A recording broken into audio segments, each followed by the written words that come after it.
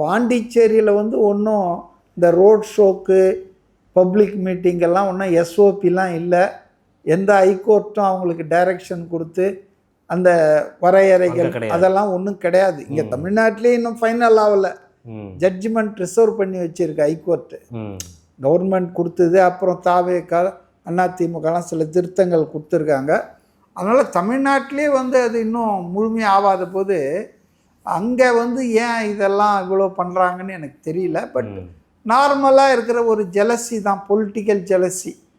விஜய் வந்து பெரிய கூட்டம்லாம் காமிச்சிட்டாருன்னா தேர்தல் போது ஆளும் கூட்டணிக்கு சிக்கலாக இருக்கும், பலவீனம் ஆகிடும்ன்றதால நிறைய முட்டுக்கட்டையை போட்டாங்க.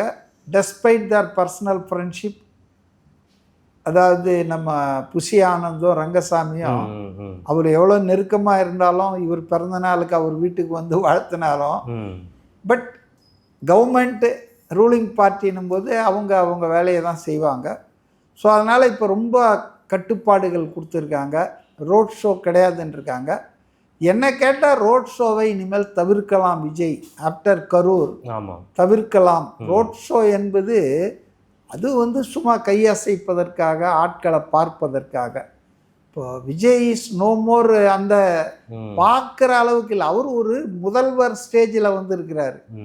இந்த நாட்டை, இந்த மாநிலத்தை ஆளக்கூடிய தகுதி படைத்த ஒரு அரசியல்வாதியாக அவர் எமர்ஜ் ஆகிட்டார். இன்னும் பழைய மாதிரி ஆக்டர் மாதிரி ரோட் ஷோ போகிறது, கையை காட்டுறது அதெல்லாம் அவருக்கு இப்போ தேவையில்லைன்னு நினைக்கிறேன். அவருடைய ஸ்டேச்சர் உயர்ந்துருக்கு, பொலிட்டிக்கலாக மெச்சூர் ஆகியிருக்காங்க.